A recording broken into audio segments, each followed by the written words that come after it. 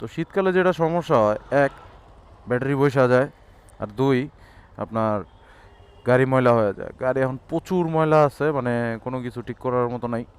তো ওটা ওয়াশ করাইতেই হবে আজকে। কেউ ওয়াশ না করাইলে আর কি, গাড়ির অবস্থা 12টা বাজে রয়েছে। এক, তো অফিসে পার্কিং নাই ভালো মতো, পাখি পুকি মনে করেন তার কাজ ছেড়ে দিছে গাড়ির উপরে, খুব ময়লা হয়ে রয়েছে।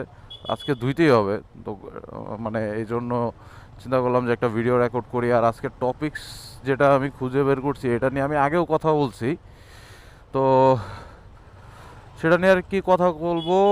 আর হ্যালো অ্যান্ড ওয়েলকাম, স্বাগতম জানাই একটা নতুন ভিডিওতে। আমি মোহাম্মদ শাহাদ হোসেন শাওন, আপনারা দেখছেন শাওনস ব্লগ।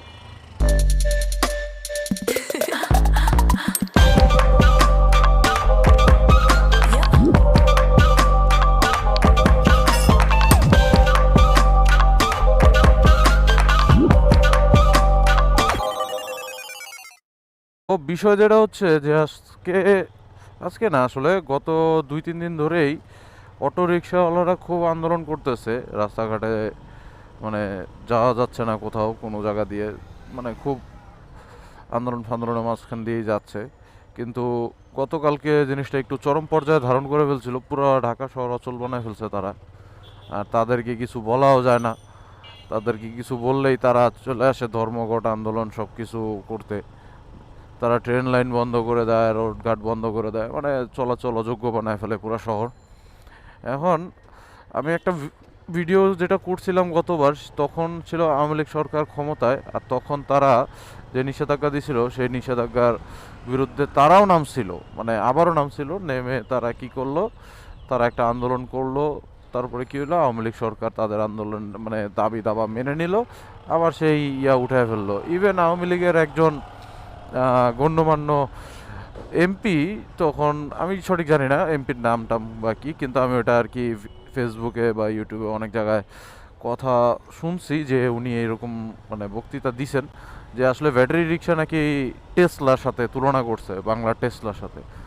আরে ভাই, টেসলা ইলন মাস্ককে খুব কষ্ট করে বানাইছে বেটায়, ঠিক আছে। আর দ্বিতীয় কথা, ওই বেটায় হ্যাঁ পরিবেশের এনভায়রনমেন্টের জন্য ফ্রেন্ডলি বা সব কিছু ঠিক আছে।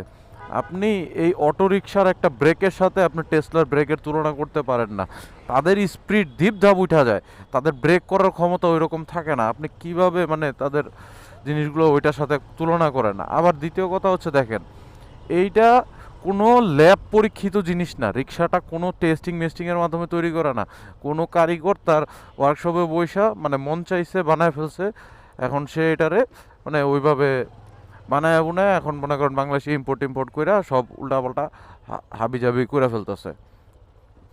আচ্ছা, এখান থেকে হ্যাঁ। তো এই সব জিনিসের উপরে আপনারা ভরসা করবেন নাকি একটা ল্যাব টেস্টেড মানে জিনিসের উপর আপনি বিশ্বাস করবেন? আপনার টেসলার সাথে যে এই রিক্সার তুলনা করতেছেন, কোন হিসাবে তুলনা করতেছেন? টেসলার যে পরিমাণ ফান্ডিং লাগছে ওই রিক্সার 4 ভাগের 1 ভাগও লাগে না আপনার। আর আপনি রিক্সার তুলনা করতেছেন বাংলার টেসলার সাথে। মানে কি, মানে আপনাদেরও ভাই মানসিকভাবে মানে অসুস্থ বলবো না কি বলবো আমি নিজেও বুঝতে পারি না। আল্লাহ মাবুদ জানে আপনাদের জ্ঞানের পরিধি কতটুকু। মানে তারা আসলে সত্যি কথা, এখন আসলে আমি বলতে পারি তারা আসলে এখান থেকে একটা প্রফিট পাইতো, তো যার কারণে আর কি এখন টেসলা বলেন, তারপরে সাইবার ট্রাক বলেন, মানে যা পারেন সব কিছুর সাথে কম্পেয়ার করছে তখন। কিন্তু আসলে এখন কিন্তু জিনিসগুলো ভিন্ন। আপনি এখন জিনিসগুলো চিন্তা করেন, আপনি কোনোভাবেই একটা এই যে অটোরিকশাগুলোকে এই যে মেন রোডের উপযোগী বলতে পারেন না।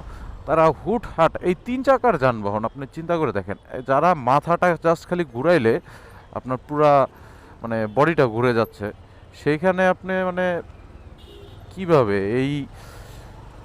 আর দ্বিতীয় কথা হলো এরা যদি কোনো একটা ভালো ভাঙাচোরার উপরে পড়ে, এখন স্পোক তো 200% ভাঙবো।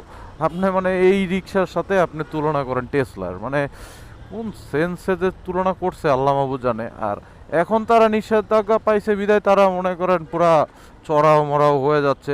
এটা ভাই ঠিক না, মানে এটা অতিরিক্ত হয়ে যাচ্ছে। এটা অতিরঞ্জিত কোনো জিনিসই ভালো না। আপনারা একটা স্বাভাবিক সেন্সে চিন্তা করে দেখেন এই জিনিসগুলো আসলে কেন মানে তারা চলবে। আসলে তারা ঠিক আছে, তারা টাকা ব্যয় করছে, তারা কইরা খাচ্ছে। ভাই পায়ের রিক্সাও চলতেছে, পায়ের রিক্সা নিয়ে আমি কিছু বলতেছি না, তারা চলুক, কোনো সমস্যা নাই। তারা অলিগলিতে চলে বা টুকটাক মেন রোডে উঠে, সেটা নিয়ে আমি কিচ্ছু বলতেছি না, কিন্তু আমার সমস্যা হলো জাস্ট এই অটোগুলারে নিয়ে। এই অটোগুলা কোন লিগেল পদ্ধতিতে যে এরা আসছে আল্লাহ মাবু জানে, এদের তো কোনো রেজিস্ট্রেশনও নাই। আপনার এইগুলো রিক্সা তাও মনে হয় সিটি কর্পোরেশন লাইসেন্স কোনো একটা অনুমতি দেয় পায়ের রিক্সাগুলোকে, কিন্তু এই যে ব্যাটারি রিক্সার কোনো জায়গায় আমি দেখলাম না যে তারা একটা লিগেলাইজ মানে পাইছে বা পাবেও না, কারণ এটার কোনো লিগেল দেওয়া উচিত না। আপনার একটা রিক্সা যতটুকু স্পিড হওয়া উচিত তার থেকে বেশি স্পিড হয় এগুলা। আর তারপরে এগুলো স্পিডের সাথে তো আপনার ব্রেকের কোনো সামঞ্জস্যই নেই।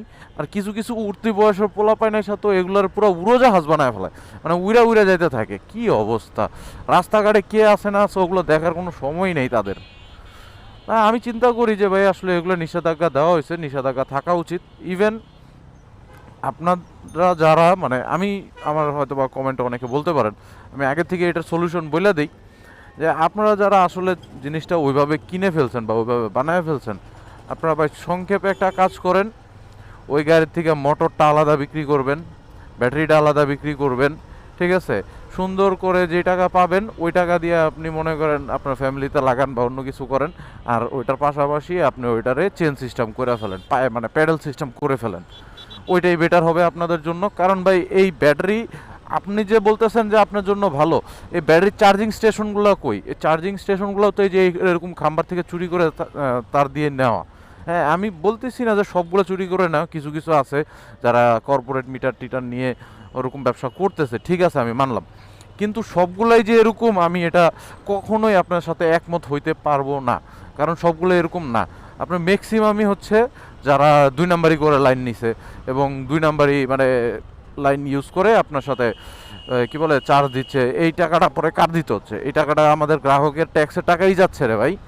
আপনারা নিজেদের ক্ষতি নিজেরাই করতেছেন, আবার পরে এসে বলবেন যে দ্রব্যমূল্যের দাম কেন বাড়ে বা জিনিসের দাম কেন বাড়তেছে। এইগুলা মানে নিজেদের ক্ষতি নিজেরা ডাইকে আনবেন, আবার বলবেন কি আমরা কইরা খামু কি? ভাই, মানুষ বাইচা থাকলে, মানুষের মাথায় বুদ্ধি থাকলে কইরা খাওয়ার অনেক উপায় আছে। কেন পায়ের প্যাডেলের রিক্সায় কি হয়েছে? হ্যাঁ, আমি মানলাম একান্তই যে মানে কি বলে অচল বা কিছু করে খাইতে পারতেছে না, একবারে পাওপু ভাঙ্গা, হাত হুত ভাঙ্গা বা মানে একবারে প্রতিবন্ধী যেগুলা, এই রিক্সাটা প্রথম মানে বের করা হয়েছিল প্রতিবন্ধীদের উল্লেখ করে। সেই জায়গায় আপনি কোনভাবে এই অটোটা চালান? আপনি কি প্রতিবন্ধী? নিজেকে প্রতিবন্ধী দাবি করতেছেন? তাহলে আমার এটা বুঝান, আপনি কি নিজের প্রতিবন্ধী দাবি করতেছেন? মানে ভাই, আমি আজকে ফ্রাস্ট্রেটেড এই জিনিসগুলো নিয়ে, পুরোপুরি ফ্রাস্ট্রেটেড। গতকালকে এত পরিমাণ জাম ঠেলা লাগছে আমার এই জিনিসটা নিয়ে। হ্যাঁ, হইতে পারে অনেক কন্ট্রোভার্সি, হইতে পারে আমার ভিডিওটা যদি ওইরকমভাবে আপনাদের কাছে শেয়ার হয় বা ওইরকমভাবে পৌঁছায়, কিন্তু ভাই আমি ওটাকে এখন ভয় পাইতেছি না, কারণ এটা নিয়ে কথা বলা উচিত। আপনারা কারা কি মনে করেন আমি জানি না, এই জিনিসগুলো খুবই ডেঞ্জারাস। এই যে উল্টা চলে আসছে, কে ধরবে এদেরকে? কে ধরবে? ধরলেই তো তারা আন্দোলনে নেমে যাবে। মানে এদের কিছু বলার থাকবে না, ঠিক আছে? এদেরকে কিচ্ছু বলতে পারবেন না, এরা মন মতো করবে। এদের মানে কি বলবো ভাই, মানে আমার আসলে সত্যি কথা আমি ফেড আপ এদের উপরে, টোটালি ফেড আপ। এদের কার্যকলাপ বা কর্মকাণ্ডে আমি টোটালি ফেড আপ। যাই হোক, এগুলো নিয়ে আপনারা হয়তো বা ভালো বিশ্লেষণ করতে পারতেন, আমি যতটুকু সম্ভব। আরে বাবা, হাবিবি ইন ঢাকা। আচ্ছা যাই হোক, যেটা বলতেছিলাম যে সিরিয়াস টপিক্সের মাঝখানে একটা হাবিবি আর মানে টপিক্সটাই উল্টামেলা বানিয়ে দিল। তো যেটা বলতেছিলাম যে আসলে এই জিনিসগুলো আপনারা কি মনে করেন আপনারা কমেন্টে জানেন। আর মানে এটা একটা সমাধান হওয়া উচিত। সমাধান বলতে কি, আমি মনে করি যে এই রায় দিচ্ছে এটাই সবচেয়ে বেস্ট। আর যদি মনে করেন একবারেই একান্তই পারমিট দিতে চায়, হয়তোবা তাদের ওই কি বলে একটা ব্যবস্থা করে দেখ সরকার বা কোনো কিছু একটা করে দেখ। মানে আমি এটার একটা সমাধান চাই, কারণ তাদের এই 2 দিন পর পর ঝামেলা কে নিবে? আর তারা যে মেন রোডে উঠতে চাচ্ছে বা গলিগালিতেও চলতে চাচ্ছে, গলিগালিতেও তারা মনে করেন ওই পেলেনি চালায়। আর আমি মনে করি এগুলো মানে শুধু এটার না, প্রতিটা রিক্সা বা সাইকেলের জন্য হলেও আপনার একটা স্ট্রং নিয়ম হওয়া উচিত। এরা মানে পারে না মনে করেন পুরা ঠেলা পাহাড় সরায় ফেলা এরকম অবস্থা, ঠিক আছে? তো এদের একটা নিয়ম করেন ভাই, মানে এটা সম্ভব না, এভাবে কন্ট্রোল করা সম্ভব না। আপনারা 2 দিন পর পরই এরা এরকম করবেই। আর আমরা কত কত মাইনে নিব এই জিনিসগুলো? আমরা সাধারণ জনগণ সবচেয়ে বেশি ভুক্তভোগী হচ্ছে এইসব জিনিসের জন্য। তো কথাগুলো অনেকের কাছে খারাপ লাগতে পারে, আবার অনেকের কাছে যুক্তিসঙ্গতও লাগতে পারে। এটা মানে সব সব নিজের ধারণার উপরে।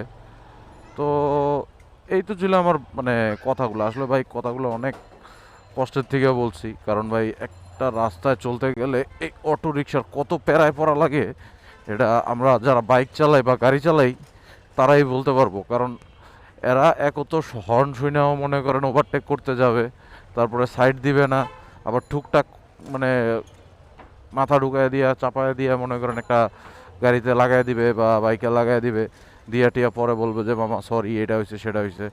আসলে এগুলা ওনাদেরকে কিছু বলারও থাকে না তখন। তো যাই হোক, এগুলো আপনারা হয়তো বা অন্যরকম দৃষ্টিতে দেখতে পারেন, আর কে কোন দৃষ্টিতে দেখেন কমেন্ট সেকশনে জানেন। আর আজকের ভিডিওটা এখান থেকেই শেষ করি। আর ভিডিও যে শেষ করবো, রিক্সাওয়ালাই সাইড দেন আমারে দেখেন। তো যাই হোক, তো এখান থেকে ভিডিওটা শেষ করি। আমি মোহাম্মদ সাজাদ হোসেন শাওন। দেখা হচ্ছে নতুন কোনো ভিডিওতে।